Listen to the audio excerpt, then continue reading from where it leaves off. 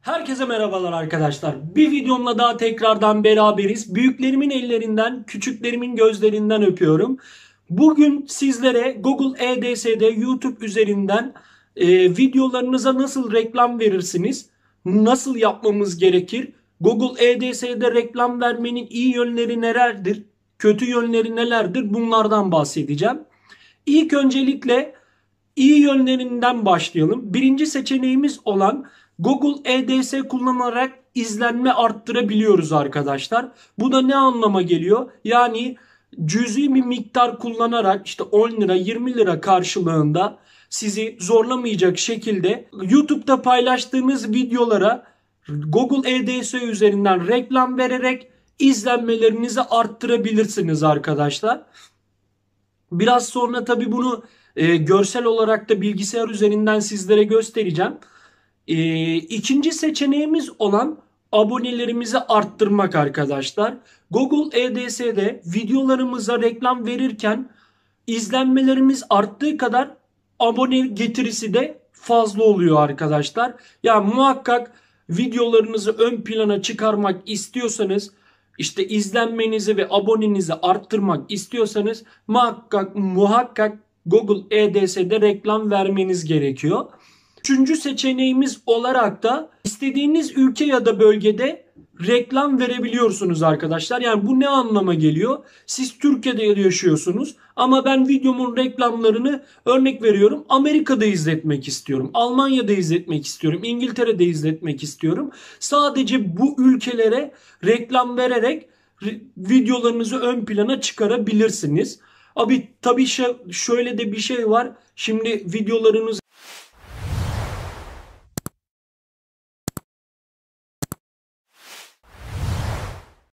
bir Türk olarak Türkçe çektiğimiz için ya Amerika'ya vermeniz izlenmelerinizi tabii ki arttıracaktır reklam vererek, ama yani Türkiye'ye vermeniz daha mantıklı olacağını düşünüyorum. Ama tabii dediğim gibi her ülkeye verebilirsiniz reklamlarınızı. Şimdi iyi yönlerini bitirdikten sonra da kötü yanlarına geçelim Google EDS'nin. Reklam vererek aldığınız izlenme saati para kazanmaya kapalı olanlara etki etmiyor arkadaşlar. Yani bu ne demek? Biliyorsunuz ki YouTube'un bir kuralı var. Para kazanmaya açılması için kanalınızın 4000 saat izlenmesi ve 1000 aboneye sahip olmanız gerekiyor. Bunun içinde bu şartları yerine getirmeniz gerekiyor. Fakat Google EDS'de reklam vererek videolarınızın izlenmesi saati artıyor. Abone geliyor ama izlenme saati maalesef arkadaşlar, kanalı para kazanmaya açılmamış arkadaşlar için ondan sayılmıyor. Yani izlenme saati bundan sayılmıyor. Muhakkak videolarınızı normal bir şekilde izleterek 4000 saate ulaşmanız gerekiyor. Bunu da altını size çizmek istedim. İkinci seçeneğimizde reklam maliyetleri çok yüksek olabiliyor. Yani bu ne anlama geliyor? Başka ülkelerde verirken dolar kurunda işlediği için, mesela Amerika'da bir reklam vereceksiniz Amerika bölgesine. Biraz önce iyi yönlerini de anlatırken, örnek verirken orada da belirtmiştim. Diyelim ki Amerika'ya reklam vereceksiniz. Ya bizde 0,3 kuruşa 0,5 kuruşa reklam izlettirken orada maliyetler daha yüksek olabiliyor arkadaşlar. Bunu da göz önünde bulundurmanız gerekiyor eğer diğer ülkelere reklam verecekseniz. Ve üçüncü ve son seçeneğimiz olan reklam vermek önerilere ve keşfete çıkarmıyor arkadaşlar. Bu da ne anlama geliyor? Yani diyelim ki, örnek verelim, bir 100 liralık bir videonuza Google EDS üzerinden reklam verdiniz, değil mi? Reklam o 100 lira bitene kadar YouTube'da reklam vermeye devam ediyor. 100 lira bittikten sonra otomatik olarak duruluyor. Yani videolarınız o 100 lira bitene kadar devam ediyor reklam vermeye. 100 lirayı tamamladığı anda anında kesiliyor arkadaşlar.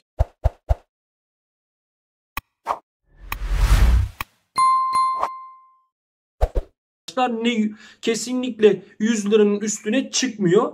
Yani hesabınızdaki paradan da gitmemiş oluyor tabii ki böyle olduğu zaman.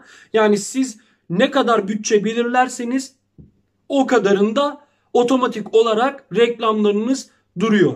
Sadece o verdiğiniz işte kaç gün olarak verdiyseniz, mesela 100 liralık örnek vereyim, 100 liralık bir reklam verdiniz. O 100 liralık reklamın kaç gün gösterilmesini istiyorsunuz? Diyelim ki 4 gün. 4 gün boyunca o videonuz sizin ön plana çıkarılıyor. Reklamlar izleniliyor. İzlenmeniz artıyor. Ve ardından da size abone geliyor. Bittikten sonra arkadaşlar belirlediğiniz fiyat, bundan sonra YouTube ön plana çıkarmıyor. Böyle de bir kötü yanı var. Evet arkadaşlar, benim Google EDS'nin iyi ve kötü yanlarıyla anlatacaklarım bu kadar. Şimdi gelelim Google EDS'de reklam nasıl verilir? Size biraz da bundan bahsedeceğim.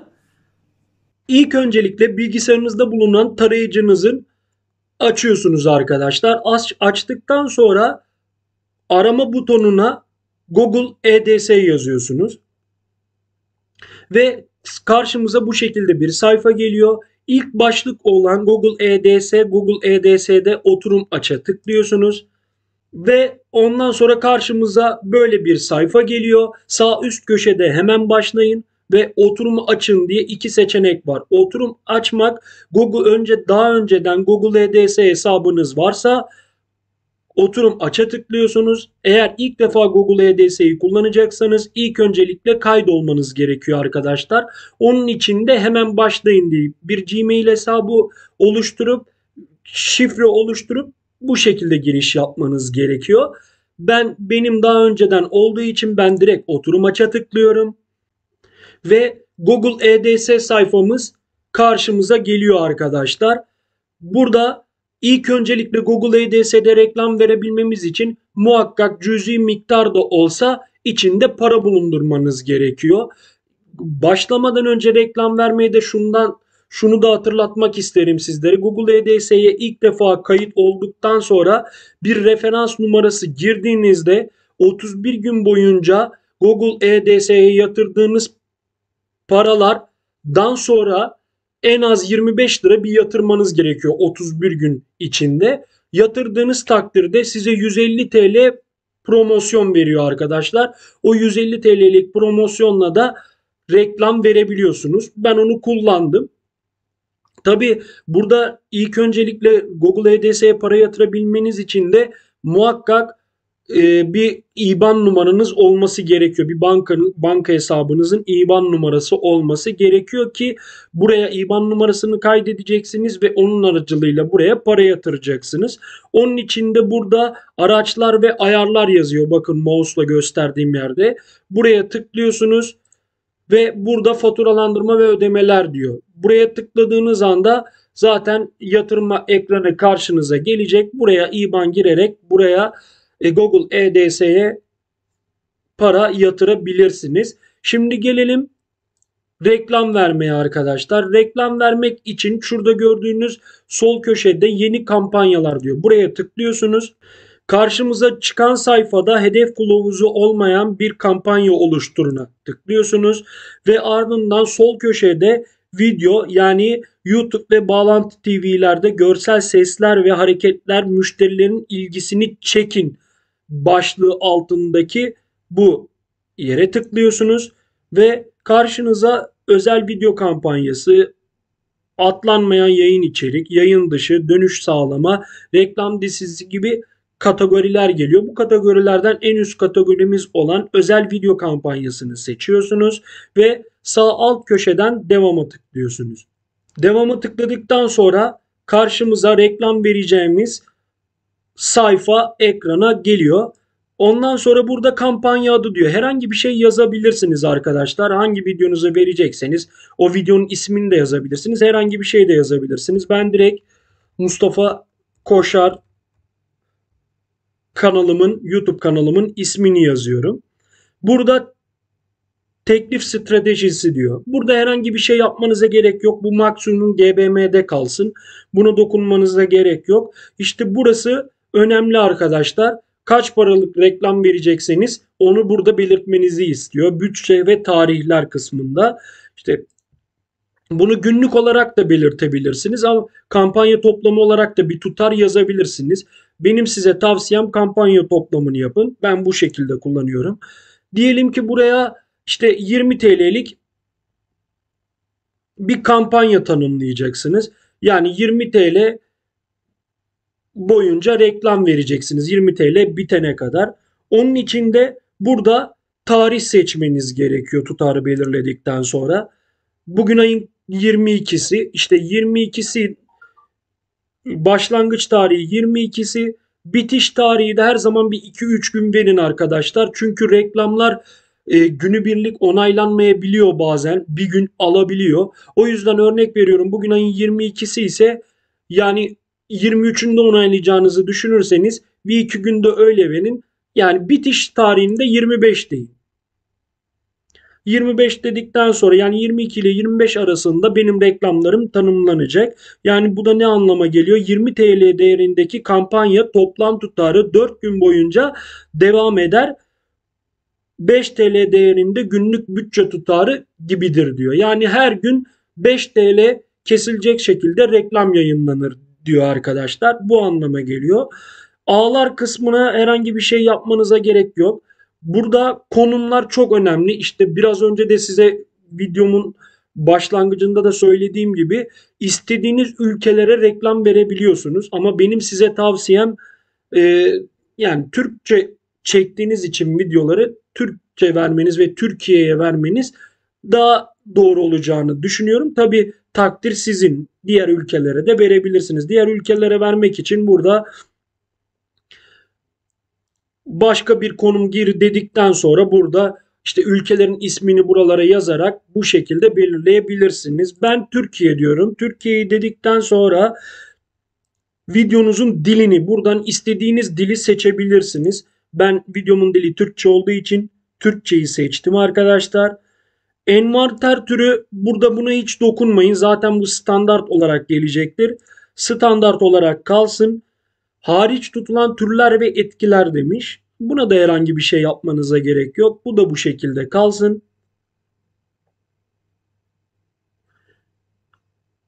Ve burada etkileşim arttırmak için video reklamcılığı ilgili videolar ekleyin diyor. Yani sizin şu an reklam vereceğiniz video ile ilgili aynı videolarla bir video koyarsanız bu da etkileşiminizin arttıracağından bahsediyor. Ama ben pek bunu kullanmadığım için detaylı bilgi vermek istemiyorum. Bunu boş geçebilirsin. Ben genelde boş geçiyorum çünkü. Ve burada yukarıda yazdığınız gibi reklam grup adı diyor. Yukarıda kanal, işte şu kısımda gösterdiğimizde kampanya adını Mustafa Koşar yazmıştık. Buraya da aynı şekilde kampanya adınızı yukarıda yazdığınız gibi yazabilirsiniz arkadaşlar. Ben genelde bu şekilde yapıyorum.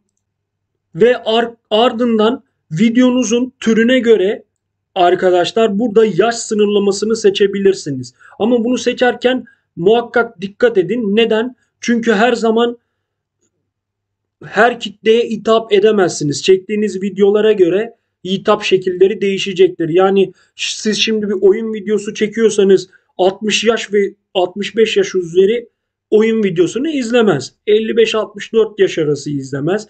Yani genel olarak neyse videonuz, ona göre kitlenizi belirlemenizde fayda var. Daha çok kişiye hitap edersiniz arkadaşlar. Benimki eğitim kanalı. Benim kanalım eğitim kanalı olduğu için ben buraya hiç dokunmuyorum.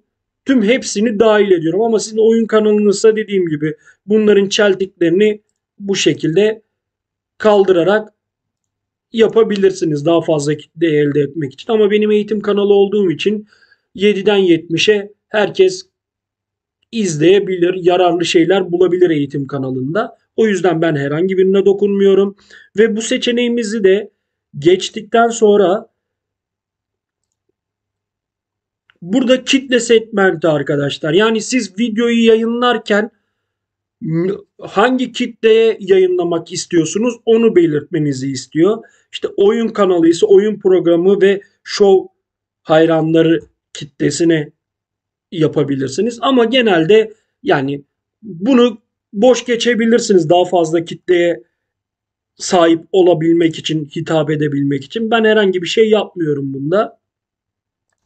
Anahtar kelimeler ekleyebilirsiniz videonuzla ilgili. Etkileşimi daha yüksek olacaktır ve izlenmeleriniz de daha kolay olacaktır ve artacaktır arkadaşlar. Yani diyelim ki benim bu paylaştığım video ne? İşte 1000 abone 4000 saat izlenme nasıl yapılır? Buraya işte 1000 abone nasıl yapılır? Tabi her seferinde enter koyuyorsunuz arkadaşlar. Yanına devam etmiyorsunuz. Ondan sonra işte 4000 saat izlenme nasıl yapılır? Bunun gibi anahtar kelimeleri burada belirterek videolarınızı daha çok ön plana çıkartabilirsiniz arkadaşlar. Ben şimdilik bunu boş geçtim. Siz videonuza göre ayarlayabilirsiniz. Konular kısmında da yani hangi konularda yayınlamak istiyorsanız videonuzu buradan seçebilirsiniz. İşte alışveriş, başvuru kaynakları, bilgisayar ve elektronik ürünler, bilim, dünya üzerindeki konular, ev ve bahçe gibi yani aşağıya indikçe bir dünya kategori var. Videonuzun kategorisi neyse onda yayınlayabilirsiniz. Ama ben genelde bunu boş bırakıyorum. Tüm konular olsun diyorum. Ama siz isterseniz belli bir kitleye hitap etmek istiyorsanız sadece oradan seçerek de yapabilirsiniz. Ve burada teklif verme arkadaşlar. Yukarıda kampanyamızın tutarını belirlemiştik.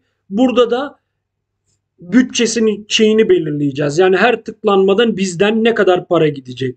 Ben genelde 0,03 diyorum.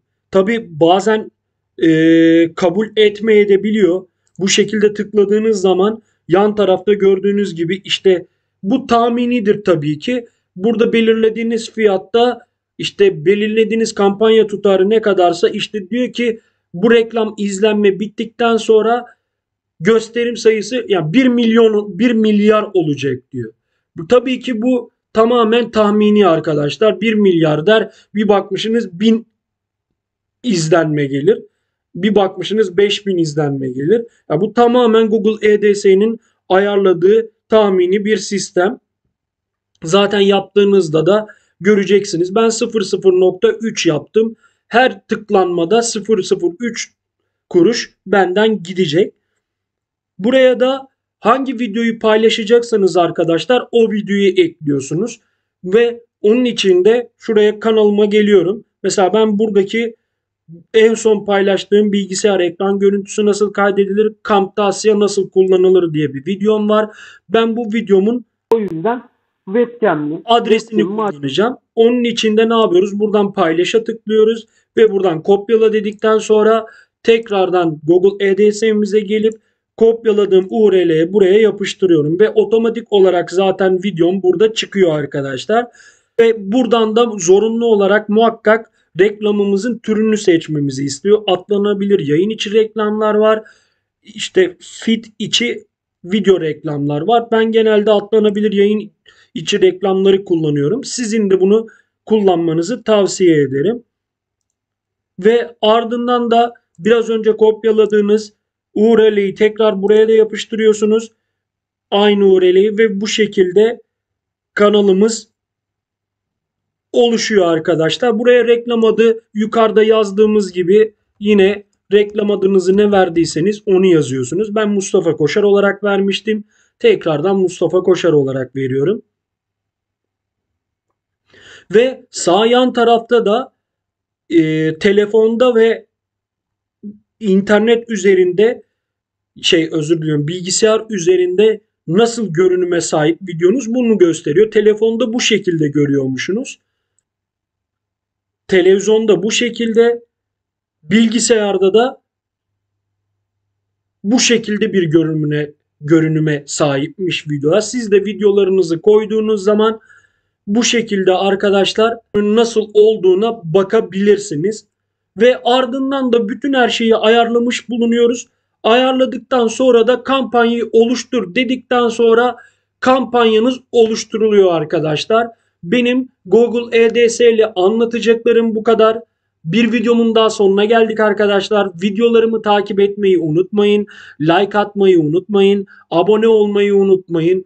Ve her videomun sonunda söylediğim gibi kafanıza takılan bir şey olursa ve çekmek istediğim bir video olursa size yararlı olacak. Bunu videomun yorumlar kısmına yazabilirsiniz. Hoşça kalın.